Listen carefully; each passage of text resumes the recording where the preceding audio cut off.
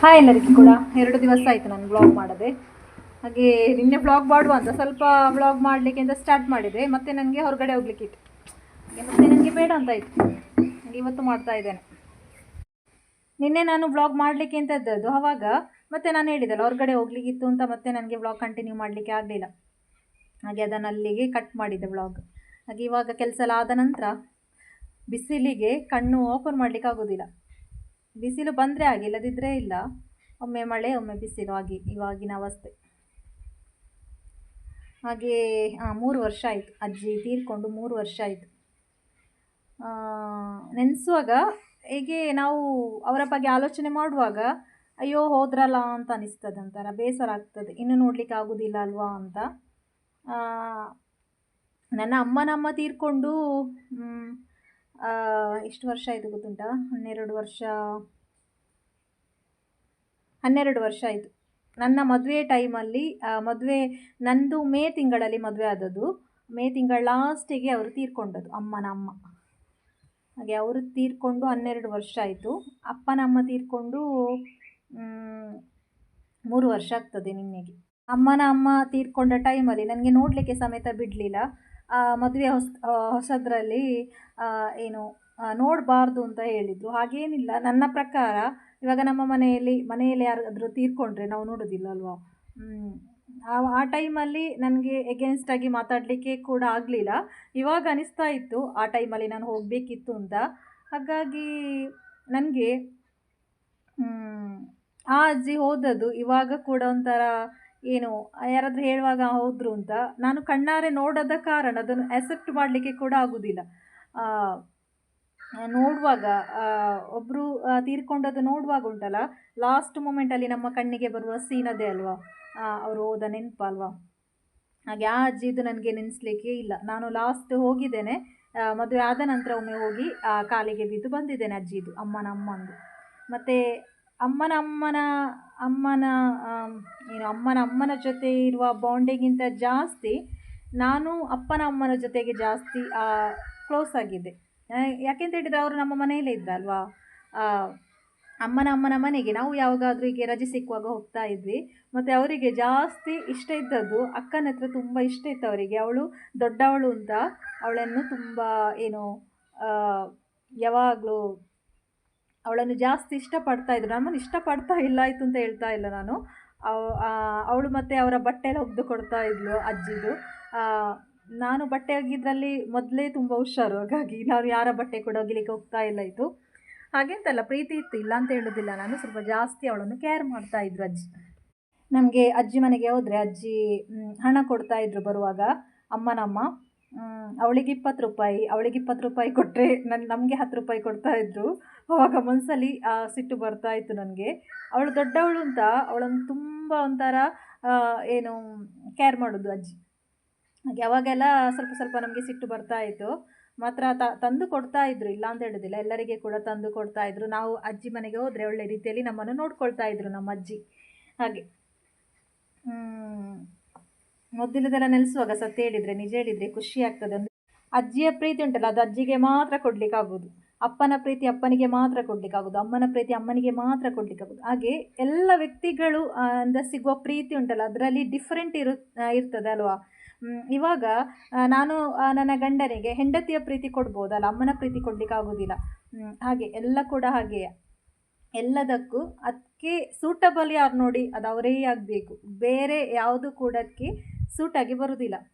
ಹಾಗಾಗಿ ಲೈಫಲ್ಲಿ ಪ್ರತಿಯೊಂದು ವ್ಯಕ್ತಿ ಕೂಡ ಉಂಟಲ್ಲ, ಅಷ್ಟೇ ಇಂಪಾರ್ಟೆಂಟ್ ನಮಗೆ. ಅಪ್ಪ ಆಗಿರಲಿ, ಅಮ್ಮ ಆಗಿರಲಿ, ಅಕ್ಕ ಆಗಿರಲಿ, ತಂಗಿ ಆಗಿರಲಿ, ಅದೆಲ್ಲರ ಪ್ರೀತಿ ಕೂಡ ಡಿಫರೆಂಟ್. ಅದು ಒಬ್ಬರಿಂದ ಕೊಡಲಿಕ್ಕೆ ಸಾಧ್ಯ ಇಲ್ಲ ಅಲ್ವಾ. ಇವಾಗ ಮಕ್ಕಳು ಅಮ್ಮನಿಗೆ ಕೊಡುವ ಪ್ರೀತಿ ಅದು ಮಕ್ಕಳಿಂದ ಕೊಡಲಿಕ್ಕೆ ಮಾತ್ರ ಸಾಧ್ಯ. ಆ ಒಂದು ಬಾಂಡಿಂಗ್ ಬೇರೆ ಇರ್ತದೆ, ಮಕ್ಕಳು ಮತ್ತು ಅಮ್ಮನ ಬಾಂಡಿಂಗ್, ಅಮ್ಮ ಮತ್ತು ಮಕ್ಕಳ ಬಾಂಡಿಂಗ್ ಅಲ್ವಾ. ನಾನು ಏನು ಹೇಳ್ತಾ ಇದ್ದೇನೆ ಅಂತ ಅರ್ಥ ಆಗ್ತಿದೆ ಅಂತ ಅಂದ್ಕೊಂಡಿದ್ದೇನೆ ನಾನು. ಅದು ಕಳ್ಕೊಳ್ಳುವಾಗ ತುಂಬ ಬೇಸರ ಆಗ್ತದೆ. ಇವಾಗ ಅಜ್ಜಿಯ ಪ್ರೀತಿ ಕೊಡಲಿಕ್ಕೆ ನಮಗೆ ಇನ್ನೂ ಇಲ್ಲ. ಅಮ್ಮನ ಅಮ್ಮ ಕೂಡ ತೀರ್ಕೊಂಡ್ರು, ಅಪ್ಪನ ಅಮ್ಮ ಕೂಡ ತೀರ್ಕೊಂಡ್ರು. ಹಾಗೆ ಅದು ನಮ್ಮ ಲೈಫಿಂದ ಕಳೆದೋಯ್ತು, ಅದು ಇನ್ನು ಸಿಗೋದಿಲ್ಲ.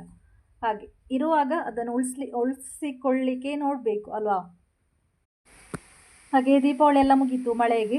ಇನ್ನು ನೆಕ್ಸ್ಟ್ ತುಳಸಿ ಹಬ್ಬ. ತುಳಸಿ ಹಬ್ಬಕ್ಕೆ ಇವಾಗ ಬಿಸಿಲುಂಟು. ತುಳಸಿ ಹಬ್ಬಕ್ಕೆ ಆಗುವಾಗ ಮಳೆ ಬರುವ ಹೇಳಲಿಕ್ಕಾಗೋದಿಲ್ಲ, ಮಳೆ ಬರ್ಬೋದು. ಮತ್ತು ನಾನು ದೀಪಾವಳಿಗೆ ಅಪ್ಪನನ್ನು ಮತ್ತು ಅಮ್ಮನನ್ನು ಕರೆದಿದ್ದೆ. ಎಲ್ಲ ವರ್ಷ ಸಹ ನಾನು ಕರಿತೇನೆ. ಹೋದ ವರ್ಷ ಅಕ್ಕನ ಮನೆಗಳು ಹತ್ತಿರ ಇರುವ ಕಾರಣ ಅವರು ದೀಪಾವಳಿಗೆ ಬರಲಿಲ್ಲ ಅಂತ ಅಂದ್ಕೊಂಡಿದ್ದೆ. ನನಗೆ ಕರೆಕ್ಟಾಗಿ ನೆನಪು ಕೂಡ ಇಲ್ಲ. ಈ ವರ್ಷ ಕರೆದಿದ್ದೆ, ಬರೋದಿಲ್ಲ ಅಂತ ಹೇಳಿದರು. ನಾನು ಹೇಳಿದ್ದೆ ನಾನು ಅಲ್ಲಿಗೆ ಬರ್ತೇನೆ, ಬನ್ನಿ ನೀವು ಒಟ್ಟಿಗೆ ಅಂತ ಹೇಳಿದರೆ ಬರೋದಿಲ್ಲ ಅಂತ ಹೇಳಿದರು.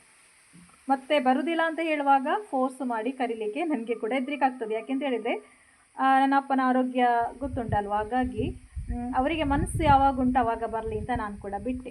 ಮತ್ತೆ ಸಹ ಹೇಳಿದ್ದೆ ತುಳಸಿ ಪೂಜೆಗೆ ಬನ್ನಿ ಅಂತ. ಆವಾಗಲೂ ಹೇಳಿದರು ಇವಾಗ ಬರೋದಿಲ್ಲ, ಮುಂದೆ ನೋಡುವ ಅಂತ ಹೇಳಿದರು. ಹಾಗೆ ನನಗೆ ಕೂಡ ತುಂಬ ಹೇಳಿದರೆ ತುಂಬ ಆಸೆ ಆಗ್ತಾ ಉಂಟು ಇವಾಗ ಕಾಸರಗೋಡಿಗೆ ಹೋಗಲಿಕ್ಕೆ. ಯಾಕೆಂತ ಹೇಳಿದರೆ ಲಾಸ್ಟ್ ನಾನು ಮೇ ತಿಂಗಳಲ್ಲಿ ಹೋದದ್ದು, ಅದರ ನಂತರ ಹೋಗಲೇ ಇಲ್ಲ. ಆಸೆ ಅಂತ ಹೇಳಿದರೆ ಅಷ್ಟು ಆಸೆ ಆಗ್ತಾ ಉಂಟು, ಆದರೆ ಒಂದು ದಿವಸಕ್ಕೆ ಹೋಗಿ ಬರುವಾಗ ಅಷ್ಟೇ ಬೇಸರ ಆಗ್ತದೆ. ಹಾಗಾಗಿ ಬೇಡ ಬೇಡ ಬೇಡ ಅಂತ ಅವಾಯ್ಡ್ ಮಾಡ್ತಾ ಇದ್ದೇನೆ. ಮತ್ತು ಇಲ್ಲಿ ಅವರು ಯಜಮಾನರು ಒಬ್ಬರೇ ಇರುವ ಕಾರಣ ಅವರನ್ನು ಬಿಟ್ಟು ಹೋಗಲಿಕ್ಕೆ ಕೂಡ ನನಗೆ ಇನ್ನಷ್ಟು ಒಂಥರ ಇಲ್ಲಿ ಹೋದರೆ, ಇಲ್ಲಿಂದ ಅಲ್ಲಿಗೆ ಹೋದರೆ ಕೂಡ ನನ್ನ ಮನಸ್ಸು ಕೂಡ ಇಲ್ಲೇ ಇರ್ತದೆ, ಅವ್ರು ಏನು ಮಾಡ್ತಾರಪ್ಪ ಹಾಗೆ ಹೀಗೆ ಅಂತ. ಹಾಗೆ ಒಂದು ದಿವಸಕ್ಕೆ ಯಾಕೆ ಹೋಗಿ ಬರೋದು ಅಂತ ನಾನು ಕೂಡ ಹೋಗಲಿಲ್ಲ.